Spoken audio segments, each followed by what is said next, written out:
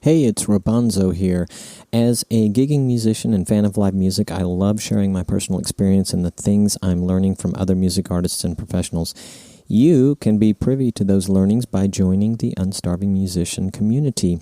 In the process, you will be supporting me and this podcast. Just go to unstarvingmusician.com to join. You'll get an email from me, usually every 7 to 10 days, with tips, insights, secrets, all intended to help make your music journey a little better and brighter. All right, let's do this.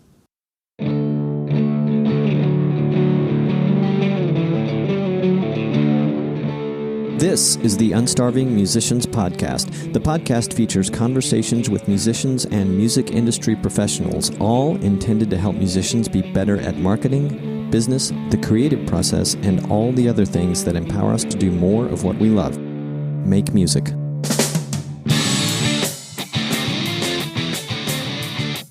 Greetings, cowboys and cowgirls. I am recording from Austin, Texas, where I am visiting today. Well, not my episode. I'm recording this intro from Austin, and I just got back from doing an interview on the Say It Loud podcast, which was a lot of fun.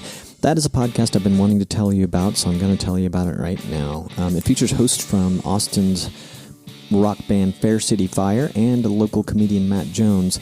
They get a little weird with a range of guests, including artists involved in the Austin music scene. It's an honest look at being an independent musician done with a little whimsy. You can find them at faircityfire.com/podcast or on the Facebook at Say It Loud Podcast. All right, my guest today is singer, songwriter, artist Abe Partridge. He and I really, or I should say he, discovered music when he first heard Nevermind by Nirvana. His life has been varied and at points quite unusual in my eyes. A personal awakening not too long ago changed his path dramatically. The result is a unique set of songs and paintings, that artistry bit. We talk about his journey and the inner voice that challenged his confidence, the surprise and amazement at reactions to his work, and why he creates. He drew immediate attention with the release of his first album, and even more with his second, Cotton Fields and Blood for Days. You get to hear the track Colors from that latest album. You're also going to hear the fascinating, inspirational story that is Abe's life. Here is me and Abe Partridge. Abe, welcome to the show. Thank you, Roberto, for having me. Absolutely, and shout out to our mutual buddy Dean Johannesson for connecting the two of us. Yes, sir. He's a great guy. Yes, he is. I don't recall if Dean is an artist, but I noticed that it's funny. I've had I got a sneeze coming on right at the beginning of this. That's terrible. I had another guy on here very recently, or he's about to be on here. He's been recorded, but not published yet. Chris Taylor, who's an artist as well, and I'm noticing a few people I have been talking to do artwork as well. Did that by chance come before music or around the same time? Oh, well, yeah, I started writing songs and painting at the same time. Wow. It was around 2007.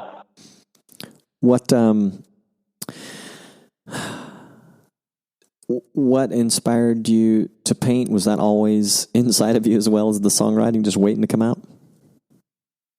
Well, I was a Baptist preacher in the mountains of Kentucky. And I had left home when I was 18 years old. I'm from Mobile, Alabama, and I left home when I was 18. Got a theological education, and then I took a church when I was 25 years old. And as I served up there, I began to kind of come apart and just had a breakdown of sorts, and I turned inward, and started writing songs and painting to, it helped bring me out of this slump I was in. And I left the ministry when I was 27 years old, and that would have been back in 2007, and I started writing songs and painting, and I've been doing it ever since. Wow.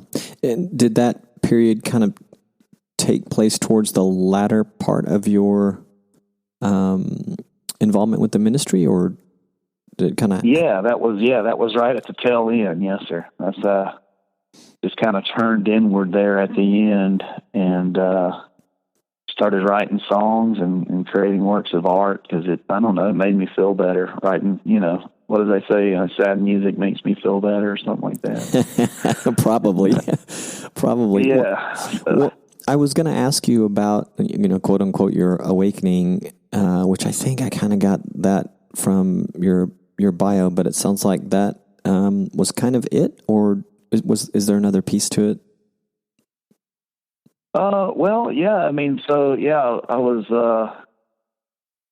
I kind of grew up, just sporadically attending church, and, we'd go somewhere for a few years and then go somewhere else. And then when I was 18, I kind of really got committed to this one specific brand of fundamentalist Christianity. And, I kind of went deeper and deeper and deeper over the next few years until I ended up pastoring this church, and all alone in the mountains, married with two children, and just trying to build this church, and just got outside of the echo chamber that I had been in for the prior 7 years. Because prior to taking that church, I was in a pretty large community of fundamentalists, and when I took that church in Kentucky, I kind of got removed from that community and was out on my own, and was able to finally think for myself, and kind of got shaken to the core, through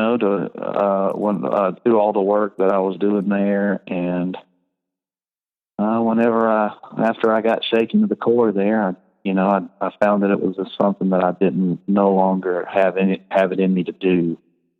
And that's when I turned to writing songs and making art and stuff. Well, thank goodness your music I've only been exposed to, and your art very recently. It's really, really beautiful stuff. You've had kind of an extraordinary or very varied life. And I guess I'll go ahead and ask about when the Air Force came into your life. Because I was kind of guessing as we were talking about this, that it happened shortly thereafter. But yeah, can you talk about that? Yeah. So I was 27 years old in 2007, and I loaded up. I had spent 18 to 27, in the pursuit of this, of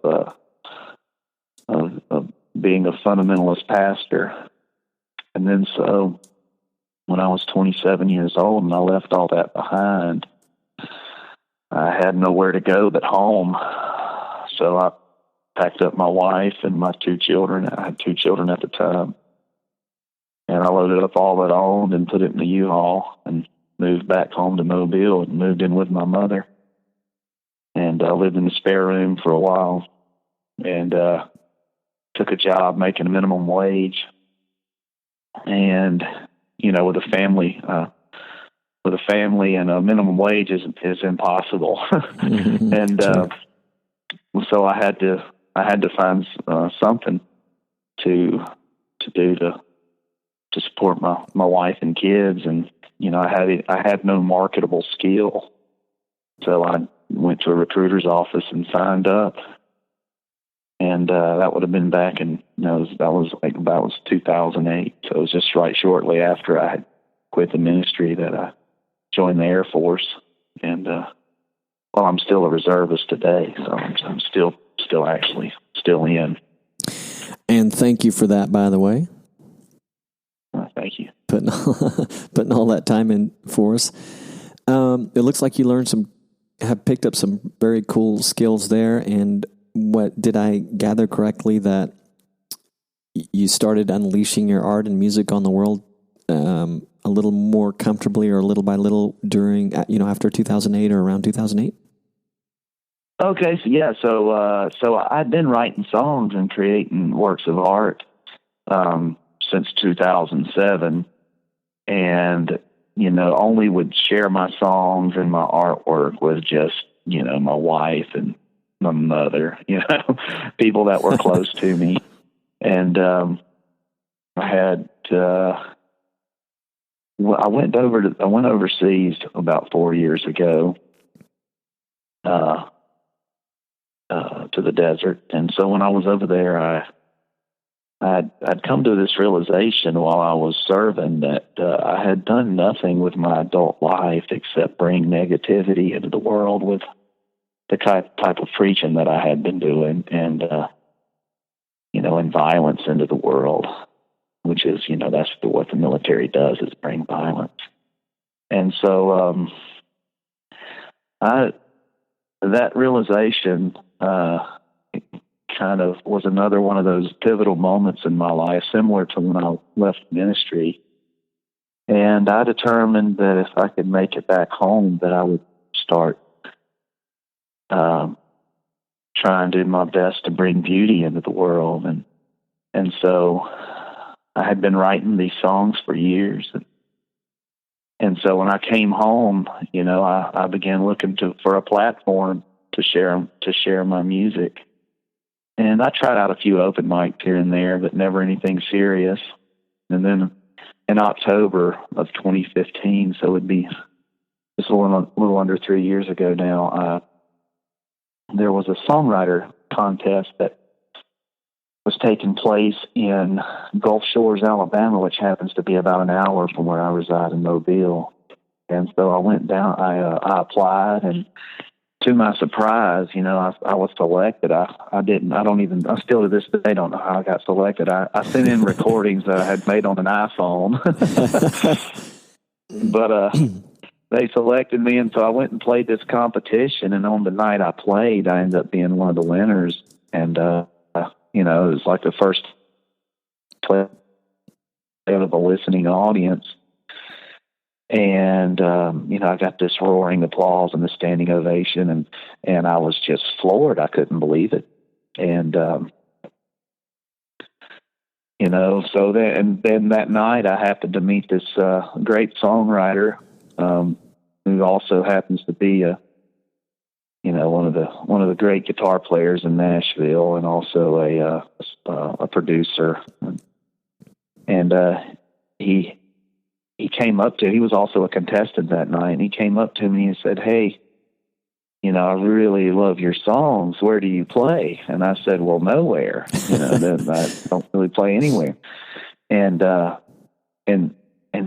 he was the first guy outside of my wife, or my mother, to ever say, "Man, I really love your songs."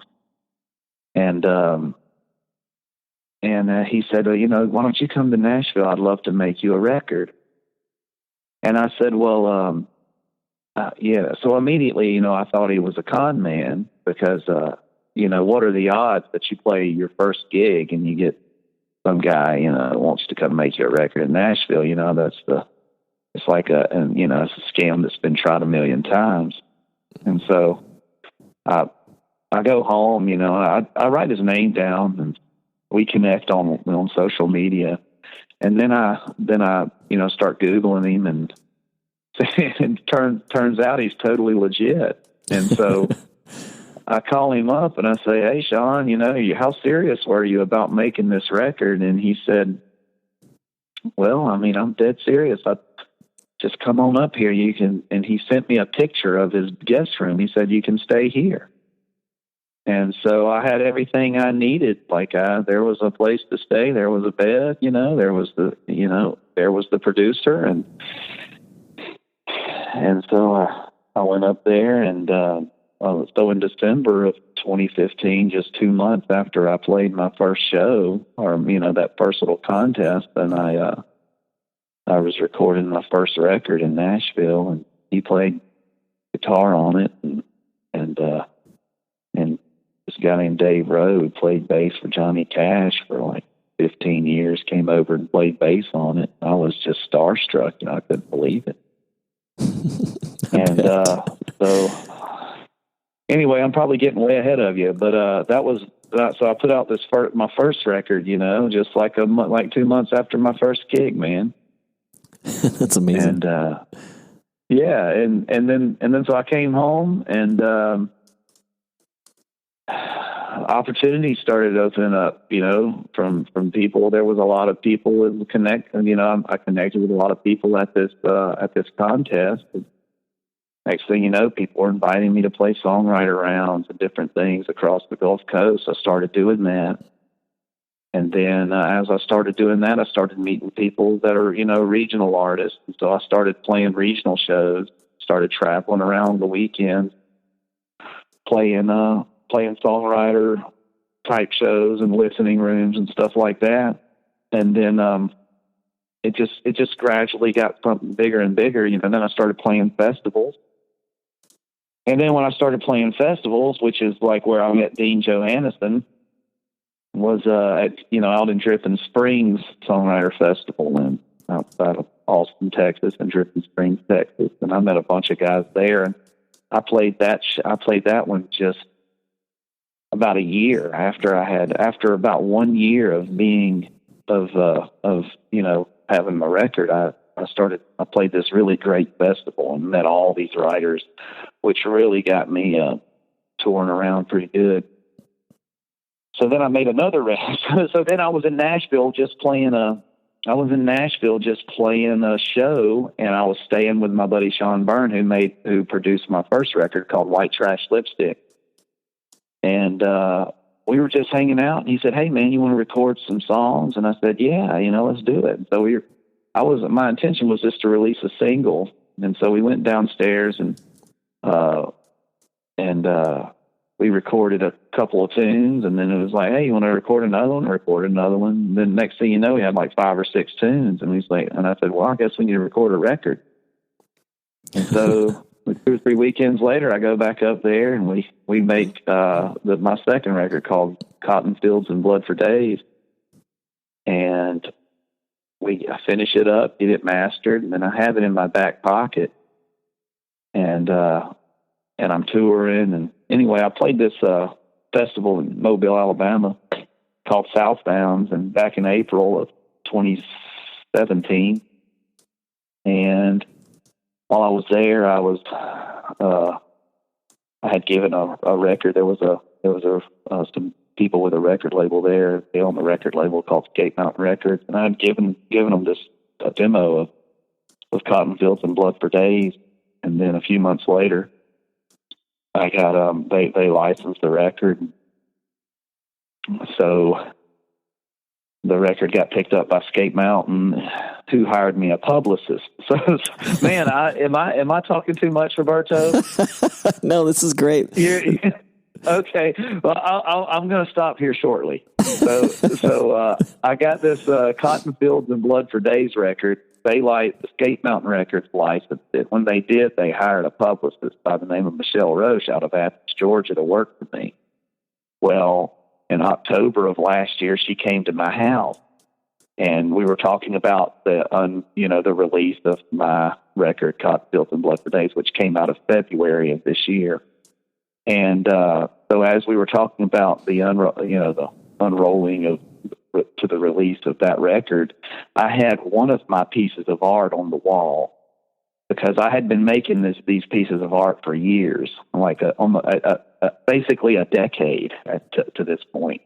And my wife, really wasn't keen on me hanging them up in the walls of our house, but I had one piece that was displayed beside the front door. And so when my publicist came in, as they were leaving, I believe it was, they said, and my manager was there as well. His name's Jeff Wooding. They look up and they go, "Well, who did this piece of art?" And I said, "I did that." And they go, "Oh my God, this is great. And do you do artwork too?" And I said, "Well, not really. I mean, occasionally I'll do this stuff." I didn't really think of myself as an artist, because nobody really liked it. And everybody I showed it just thought I was weird. Everybody looked at it just thought I was some kind of weirdo. So I pull out this stack of paintings out of this back, my back room that I kind of use as an office, and my publicist kind of flips through all the paintings, and she says, "Man, these are amazing. You should make this public." And so that was the first time anybody outside of people very close to me ever said, "Wow, I really like your art." And so I made it public at the same time I released my second record back in February of 2017. And now, now all my art that I have is like, I've sold, 30 something paintings since February, and I've got stuff hanging in galleries. The University of South Alabama is going to be displaying my art next year, and doing an art show at the Mobile Museum of Art, and I've got some stuff in a gallery in Atlanta. I mean, it's going really. Honestly, my artwork is doing better than my music, Roberto. Well, I was dying to ask you. I was dying to ask you if your wife's letting you hang any of your art yet. Oh man, we got it all over the house now. Oh man, that's great. So sorry to talk your ear off, man, but that's been my last 3 years in a very brief form.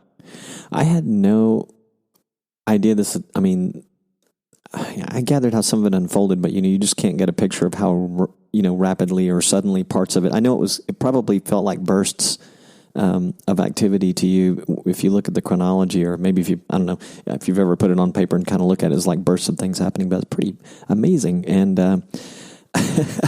I love the earlier I was going to say, it sounds, I can tell it was I don't know if it's difficult for you to talk about it, but when we were talking about your time as a pastor, it was just kind of notice the change in your voice as we kind of slowly moved to music or went back and forth between music. So I figured it was kind of a little tough to talk about, and I wanted to say, now I'll go ahead and say it, but I wanted to say, this sounds like a making of a documentary about your life and your career. But see, I have a highlight piece here is when they ask if you have any other pieces, and you're like, no, not really, and you take them down to this room and you just exaggerate it in the documentary, and there's just tons of stuff down there that you've amassed it after telling them you didn't really do much art, but it sounds like you had a good collection already. Yeah. Oh, yeah. I mean, by the time that I was ready by the time I was displaying my art, I'd already been doing it for 10 years, just kind of alone. See, my thing, I have like, everything that I make is really personal. My songwriting, I write non-commercial songs. I don't have any hope of ever selling somebody a song or something. I don't write for those kind of reasons. I write for, it's all personal. I never have wrote a song for anyone else but myself. And maybe, now hearing me saying that way, that's kind of selfish, but that's the only thing that really has ever worked for me. And I make art for me. And so as a result of that, anytime you display art that is such a direct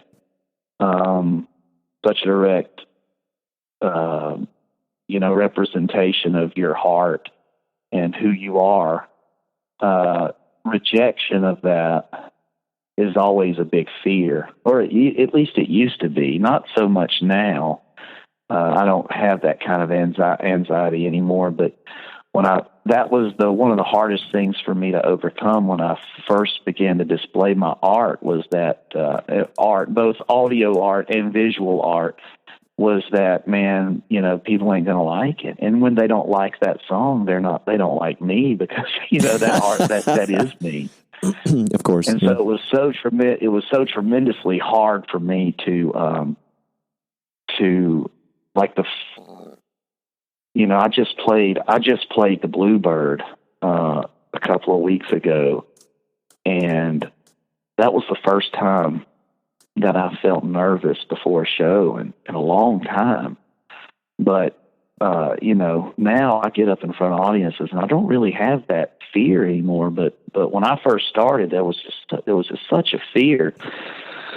And, I still think it's amazing. I still think it's just amazing and bizarre that anybody likes my music or, my songs, or my art for that matter, because it is so personal to me. It's both are captivating and unusual in a good way. So I'm not surprised. And when you say you have no hopes of anyone, buying a song from you, paying, whatever you were saying, I was kind of laughing inside. Well, like another artist, or I'm sure you probably interview a lot of songwriters who are out there trying to write songs for the industry or something. Sure. Yes. But that I couldn't do that if I tried. Oh, they're coming, Abe. I can tell they're coming. Well, they're going to have to come my way because I ain't going theirs. So, I saw a picture that I think is you. You'll have to tell me if it is, but I thought, wow, you have this animated side when you're on stage. So there's a picture that is on Instagram, but I also saw it on Facebook. It was taken by Ruth Spicer, and I assume it's one of your friends or fans, and it's at a Psych Peace show, and you are just on the floor in front of the drum kit with playing your guitar. That is you, yes? Oh yeah, that's me. Yeah. Is that a fairly regular occurrence? Well, so when I started playing music, I also had a buddy. I've had such a weird past that I think a lot of times people come up to the shows after I'm done and they're like, "Man, were you lying? Did you make this up?" And I really didn't. But so I grew up listening to grunge and punk rock, mm-hmm. and that was always my first. Like that was the first time I heard Nevermind. Was the first time I ever realized that, there was a thing called music and it was so very powerful. And so my first love was always, grunge, punk, rock. And so when I started doing songs, I happened to be playing, I had a buddy of mine that played guitar. And so we just found a drummer who happened to be another friend of ours, and we started playing shows like that. And just loud shows. It's more about the energy than the than the music. And then so the songwriter Abe Partridge, the songwriter, started going and doing. And I was so busy that I really couldn't maintain this Psych Peas thing. The band we had, we called it, the original name was Abe Partridge and the Psychedelic Peacocks. but we shortened it down to Psych Peas for now. But anyway, we just played a few shows here and there, just a handful. And then I started doing so well with my folk singer stuff, and then my buddy that was a guitar player moved away, and so we kind of put it to bed. But in the last few months, we've found a new drummer and new bass player, and we're going to start. We just had a show. I guess it would have been about 2 or 3 weeks ago now, at a local venue. We sold the venue out. And, that's where that photo was taken. I rolled around and screamed and stuff on the floor. It was a pretty amazing pick. I hope that Ruth or you don't mind. I'll have to ask Ruth. It's cool to use that on the related blog post for the episode. It's a fantastic pick, and I'm sure she would be happy. That's great. A good story. So, I forget because I think I've been to see. This might sound kind of strange, but so I grew up playing in rock bands and dance bands and occasional, country and blues on the drum kit and singing and doing a lot of club gigs and eventually some acoustic gigs, moving to hand percussion, which I do more and more of, from things ranging to wineries to, these kind of restaurant gigs. But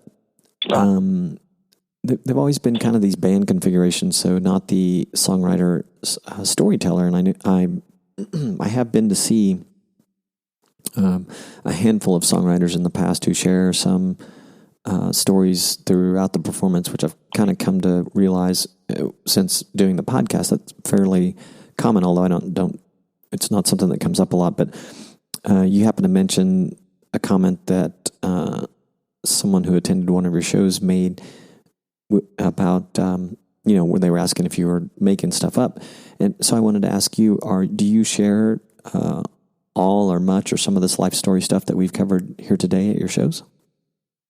Yeah, I mean, usually, the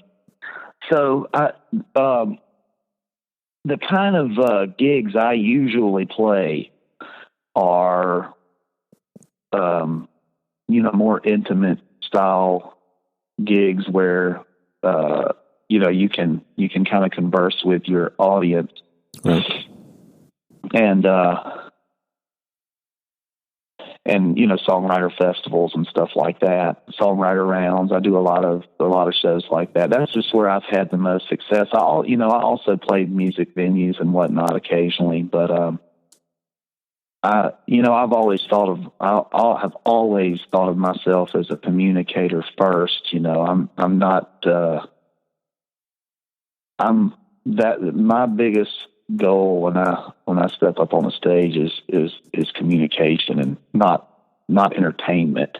I want to communicate with the audience, not so much just entertain them. But hopefully it does both.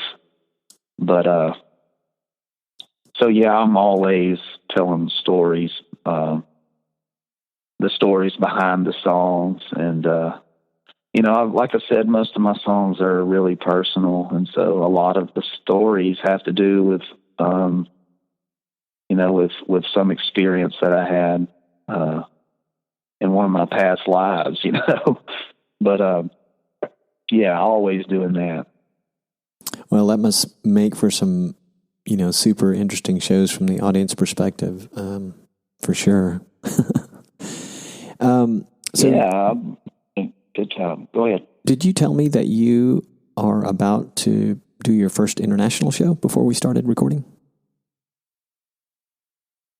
Yeah, I'm about to head to the Netherlands for a couple of weeks, and I'm going to fly into the Netherlands. I've got a show booked in Belgium, and we're looking for a few other things. May even visit some other countries while I'm over there. But yeah, I'm going to be over there for 2 weeks in October and November. Nice. And for those of you that are listening to this in the future, that would be October, November 2018. So if you're listening next year, you missed it, but maybe he'll do it again. How did those shows come about? Or the opportunity? Oh, well, so I have this really great publicist who has some great connections and all over the world, and she ended up sending my record out over to the Netherlands, and it ended up charting in their Americana chart over there, and got a lot of really good press and in the Netherlands that I couldn't really read. I had to go to Google Translate to try to figure out what they were saying about me, but I believe it was all good. And anyway, I had from that, the talks began about how to get me over there. So they put together. We got a little team of great guys over there in the Netherlands that are helping me get over there. That's fantastic. Are you? Yes. Are you going to be playing house concerts? And people might be laughing. I'm keep bringing this up in past weeks on the podcast, but you obviously have the I don't know, you fit the mold anyway. And hearing you talk about a show abroad, I'm just kind of wondering if possibly part of the plan to squeeze in some house concerts with some public venue places. I mean, Yeah, I will play. I will play anywhere where there is listening audience. That's my main thing. I get a lot of people.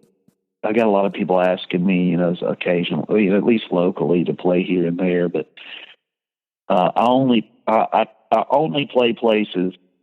I mean, obviously there'll be a few exceptions, like when I'm on the road and I have other musicians and I need to pay them. Occasionally we'll take a gig that just pays, but I try not to book anything where there is not a listening audience. There's so many of these gigs nowadays are just so loud and they just want you to be background music or they just want you to be entertainment. And I just don't take those. It's not good for me because I don't do well in those because honestly, I'm not a great guitar player. I'm not a great singer. And, I've got one trick, and that's telling stories and writing lyrics. And if you don't hear the stories and you can't hear the lyrics, then you're not going to get what I do. So it just doesn't work for me. But that being said, I love house concerts. I mean, I've not played a bunch of them. I've probably played less than 10, but that's not bad. Every one of them. Yeah, every one of them's been great. I mean, I love them. Really and truthfully, I do believe that it's probably the future of music. Well, I certainly would agree just from what I've been learning in recent months because, frankly, a lot of stuff's been happening for you that doesn't necessarily happen for every indie artist opportunity-wise, and to a lot of people that are talented like yourself. And house concerts, they give you that audience that you were talking about, an actual listening audience. And as a gal, Shannon Curtis, who maybe you've heard of, who wrote a book about her summer, house concert tour experience, said that it's an opportunity to build your fan base a lot faster because your interaction with them is so much more personal than if you're going through towns hitting the same, cafes where maybe you'll pick up 3 new people a week who are going to follow you. So. Yeah, absolutely. Me have only playing as many as I have is not a result of me not wanting to play those house shows or not looking to play those house shows. I just haven't found, I'm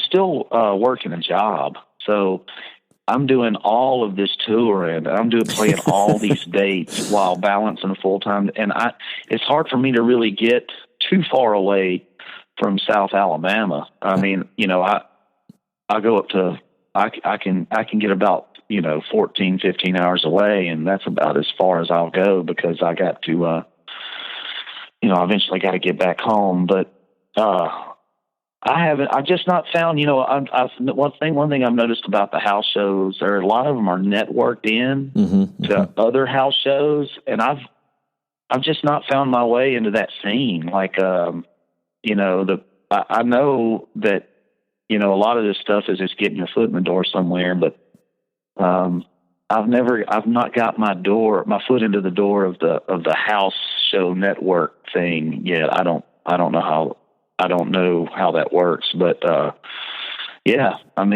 I'd love to. Well, for, people that are listening that are kind of in the same proverbial boat, a couple things I picked up.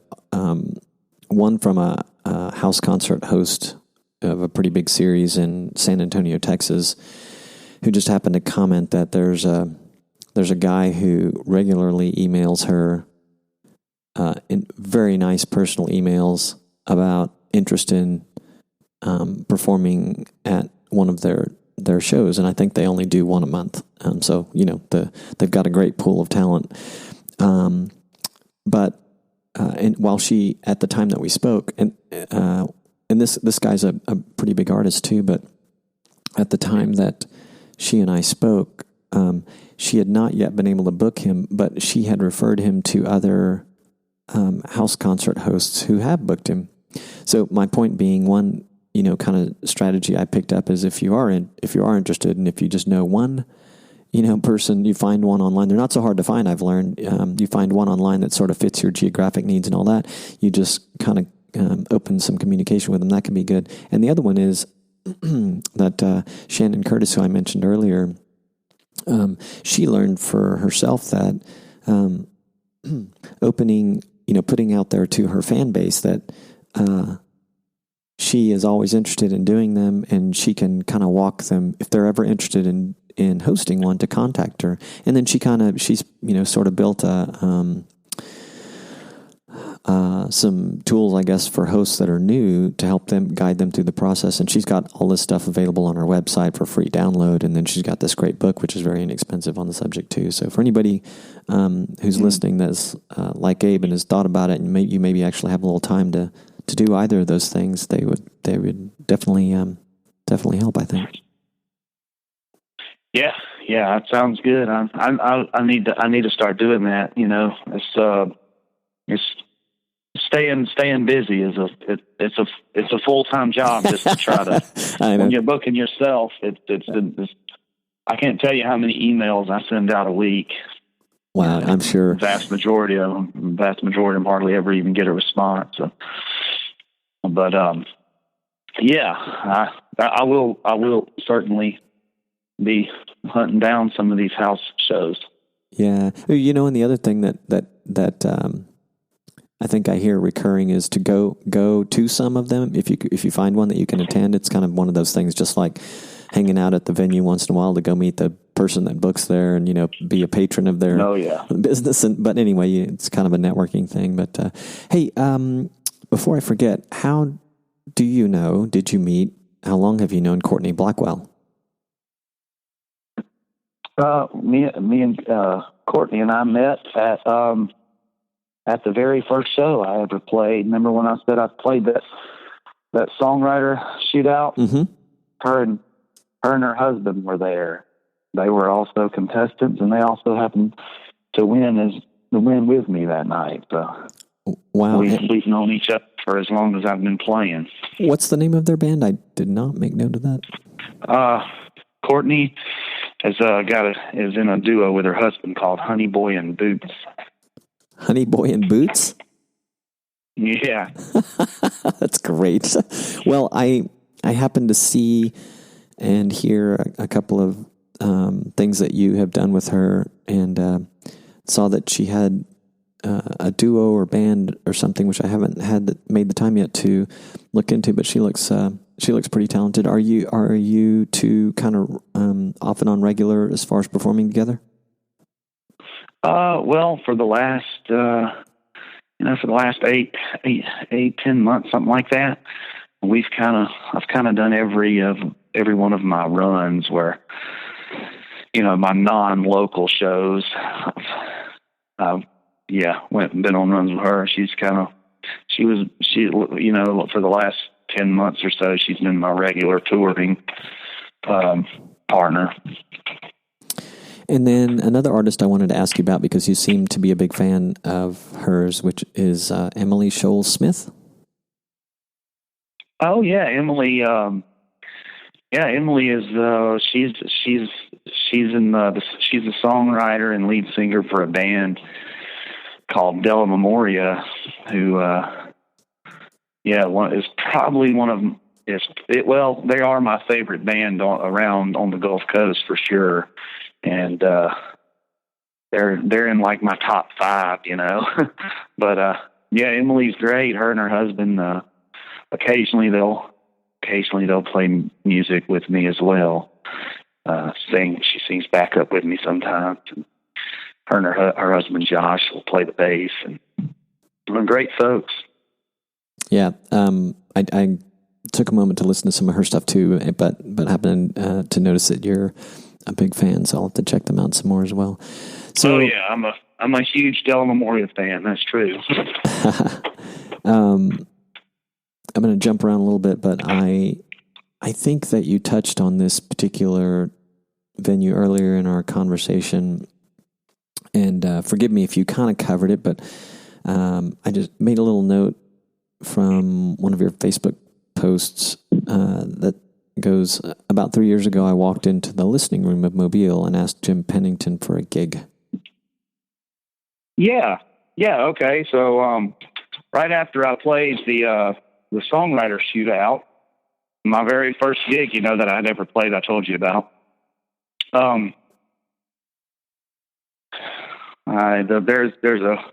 There's a really just a magical kind of spot.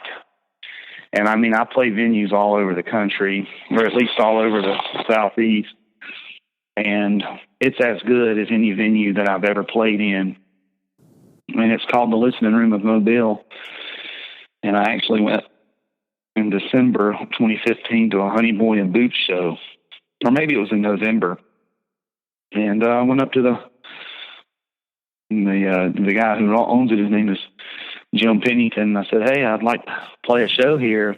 I just played this songwriting contest. I'd like to play a show here." And he gave me my first paid gig right before I went off to Nashville to record my first record. So he gave me my first paid gig, and now, almost 3 years later, I played there something like 40 times. And it's essentially the only place I play in my hometown. And my last show there, we sold it out. So, yeah, it's kind of like my home. It's my artistic home here in Mobile. That's fantastic. And they must never get tired of you if you've played there that many times in 3 years. Yeah. I guess I'm the local. There's several local acts that he'll have about once a month. I'm actually pulling away from playing local gigs as often as I used to. 2019, I'm probably going to just play maybe 4 or 5 local gigs total. But up to now, I've been playing about once a month, and it was there. Is that to make yourself more available for other opportunities, or is it a little bit, or maybe more to do with keeping yourself fresh in the local public's eye? Yeah, the old supply and demand thing, Yeah. Just try to keep the supply scarce, and keep the demand high. Yeah. Plus, you got all that art stuff going on. Yeah, and I'm really focused. I'm focused on 2019 is going to be It's going to be I'm recalibrating a little bit. I'm gonna really focusing on and enlarging my fan base, outside of Mobile. That's cool. I think you'll do quite well. The latest album is fantastic. It's really worth a listen. I haven't even had an opportunity. I should say I haven't made the time to listen to your prior release, but Cotton Fields and Blood for Days is pretty cool. It just kind of grabs you right away. Your voice is, it's I don't know how to describe it, but it just really grabs you right away. And the other thing I was going to say, as I was looking through your online properties and stuff on Facebook today, you're I don't know if you get this often or maybe all the time, but you're very photogenic, and yet there are these moments too where you're maybe outside of your performance state, and you look just like a guy, and then the guitar comes on, or you're performing, or maybe you're doing your art, and it's like this different persona on film, on the digital film anyway. And anyway, I would imagine that lends itself well to the whole of what you're doing with art, recordings, appearances. Yeah. I have people tell me all the time that, I like your record, and, but man, I can't believe, I didn't expect this kind of live show. And I wish, I don't know, man. I don't know if you can capture, that's where I thrive. I thrive in the live show. It goes back. I mean, when I started getting in front of people when I was 18 years old and preaching,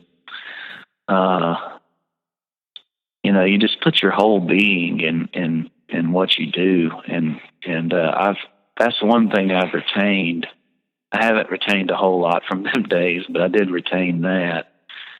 And, when I get up, when I put a guitar in my hand and, I get up to play my songs for people, I focus every fiber of my being into conveying what that song I wrote was made to convey. And, we all have bad shows and good ones, but it seems like here lately I've had a lot more good ones than bad.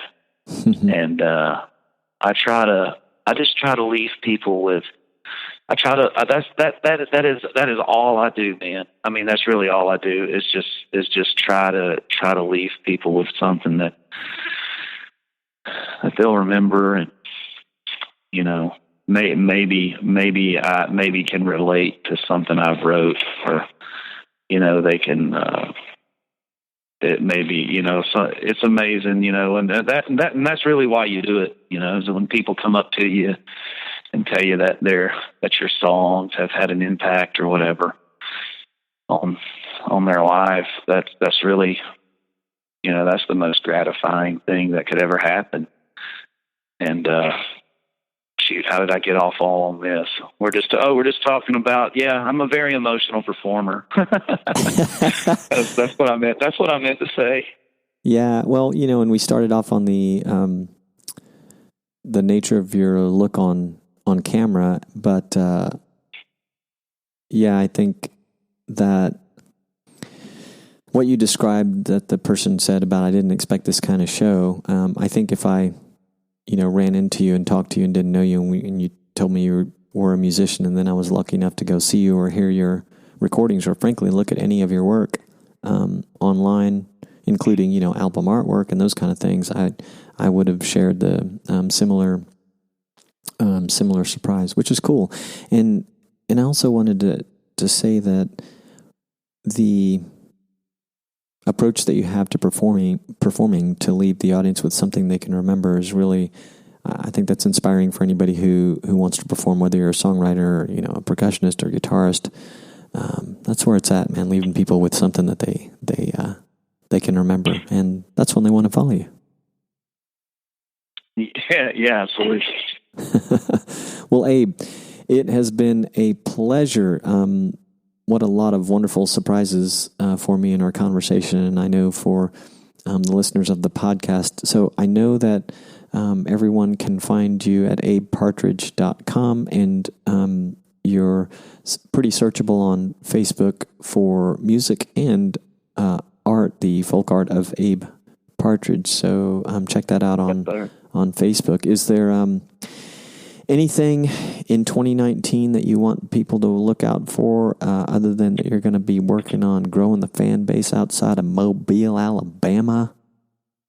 I will likely be coming to their town. I'm going to try to get across the entire country, and many places overseas. Be looking for me there, and hope to have my next record out sometime next year.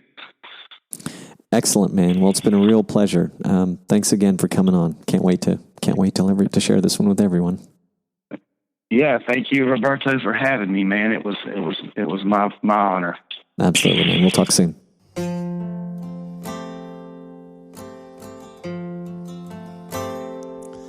Like a silver roan choir, the sun rose high through the blues.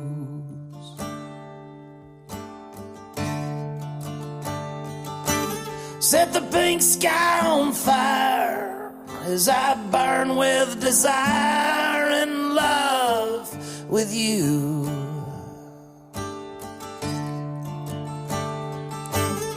The back porch squeaked beneath our feet as we danced in this golden hue.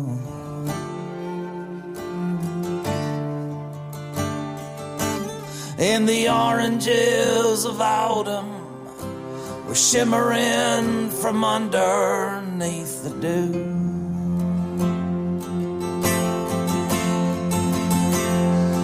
Colors are all that matter when you're already outside the lines. And what we thought was just scribbles have become a pretty picture in this pale gray night.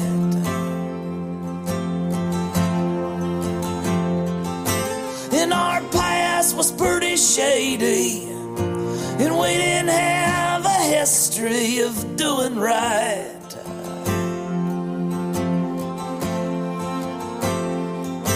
It didn't happen like we planned it, and folks won't understand it, but our love, it ain't black and white.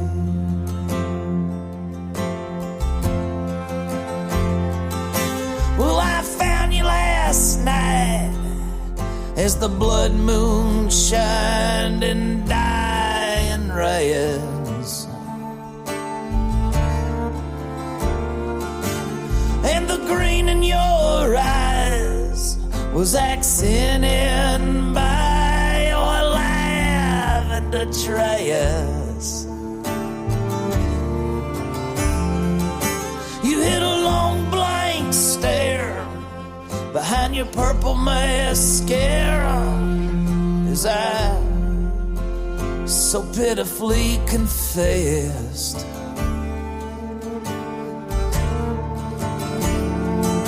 I was a 3-time loser with a black cloud that followed.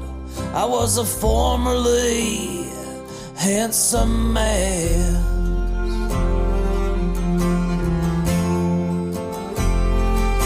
And like an evening primrose in midnight yellow bloom, you said to me,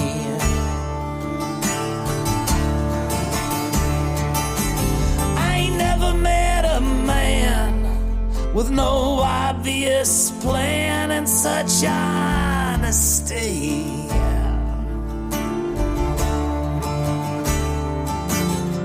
And I've been broke too, in money reds and heart blues, and I've seen the darkest valley.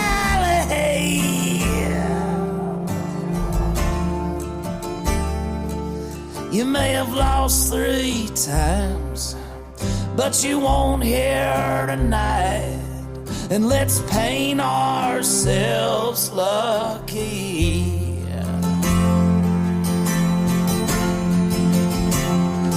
Colors are all that matter when you're already outside the lines.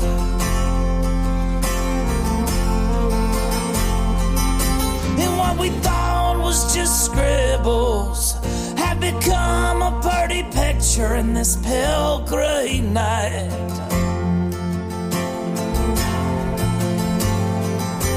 And our past was pretty shady, and we didn't have a history of doing right.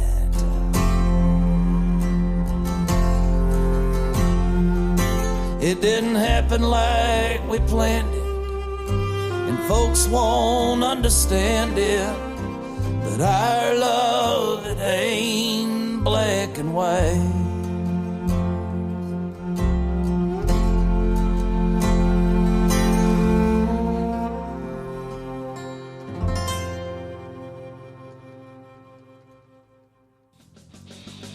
This episode was powered by The Unstarving Musician's Guide to Getting Paid Gigs, how to get booked and paid what you're worth over and over again.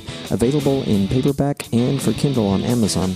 The ebook is now available on Apple Books, Kobo.com, and just about anywhere else that you might find ebooks. It's also available as a standalone podcast called The Unstarving Musician's Guide podcast. You can learn more about the book and companion podcast at unstarvingmusician.com/book. I'd love it if you picked up a copy, and I'd love it even more if you left a review on Amazon. With much gratitude, peace, love, and more cowbell.